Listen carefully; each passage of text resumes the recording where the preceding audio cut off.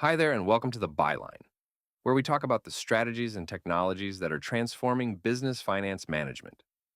I'm Chris, and the topic of today's episode is the relationship between procurement and finance teams. In many companies, these two teams operate independently. Procurement is trying to move fast, sourcing the best goods and services to keep the business running. Finance is focused on controlling costs, managing cash flow, and making sure every dollar is accounted for. And that natural tension between speed and control creates miscommunication, delays, and a whole lot of frustration. I once spoke to a COO who said his biggest challenge wasn't sales or marketing, it was getting a simple purchase order approved.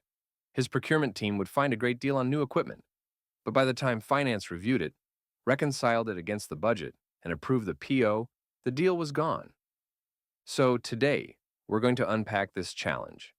We'll diagnose the root causes of the disconnect and then walk through strategies to build a strong partnership between your procurement and finance teams. So, why is this relationship so challenging? It's not because the people in these departments don't want to work together. It's because the systems and goals they operate under are fundamentally misaligned. The first and most significant issue is conflicting goals and key performance indicators. A procurement manager might be bonused on reducing supplier lead times. Their goal is to get a quality product in the door as fast as humanly possible. On the other side of the building, a controller in the finance department is measured on days payable outstanding, or DPO. Their goal is to hold on to cash as long as possible to optimize cash flow. You can immediately see the friction here. Procurement wants to pay a key vendor quickly to get favorable terms or faster shipping, but finance wants to pay on net 60 terms. Neither side is wrong. They're both just doing their jobs based on the metrics they've been given. But without a shared goal, they're set up to work against each other. The second major problem is what I call the data divide. Procurement and finance almost never work from the same set of information. Procurement might use a sourcing tool, but they probably also have critical vendor information and contracts living in spreadsheets, shared drives, or even just email inboxes. Meanwhile, finance operates entirely out of the accounting system, or ERP. As a result, finance has no idea what's being purchased until an invoice lands on their desk. By then, the money is as good as spent. This forces the accounts payable team into a reactive role, constantly trying to find purchase order numbers, approvals, and context for every single invoice. It makes accurate forecasting a nightmare and strategic spend analysis virtually impossible. And this leads to the third and perhaps most frustrating problem: manual, disconnected workflows. When your purchasing process relies on email threads for requests, spreadsheets for tracking approvals, and paper invoices being physically walked around the office for signatures, you don't have a process. You have organized chaos. This manual mess means no one has a clear end-to-end view of the procurement lifecycle. Procurement has no easy way to see if an invoice has been paid, leading to angry calls from vendors. Finance has no context for the invoices they are paying, making the month-end close a painful, time-consuming ordeal.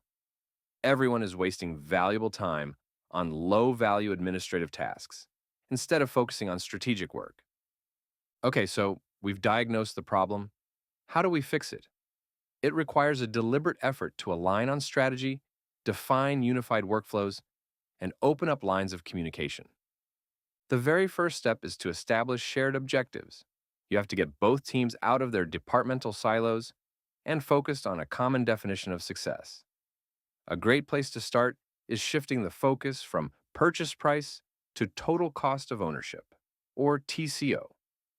This metric includes not just the sticker price, but also shipping, implementation, maintenance, and other long-term costs.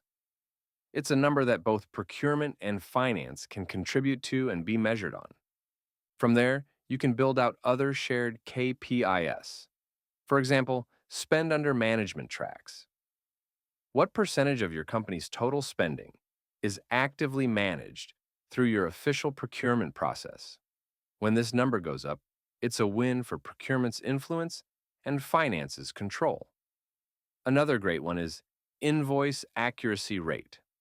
A high rate means purchases are being made correctly from the start, saving the finance team countless hours of reconciliation work. Once you have shared goals, you need a forum to talk about them. This is where regular cross-functional meetings come in. And these can't just be ad hoc problem-solving sessions. Schedule a recurring 30-minute meeting every week between key leaders from both teams. Use that time to review progress against your shared KPIs, discuss large upcoming purchases before they become urgent, and analyze departmental spending against the budget. This moves the relationship from reactive and transactional to proactive and strategic. And finally, you must standardize the purchase-to-pay process. Sit down together and map out the entire workflow, from need identification to final vendor payment. Document it and make it the official company policy.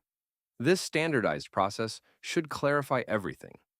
How do employees request a purchase? What are the approval thresholds? How are new vendors vetted? What are the steps for receiving goods and processing invoices? When you remove ambiguity, you empower everyone in the company to make purchases confidently, knowing they are following a single agreed-upon procedure that satisfies the needs of both procurement and finance.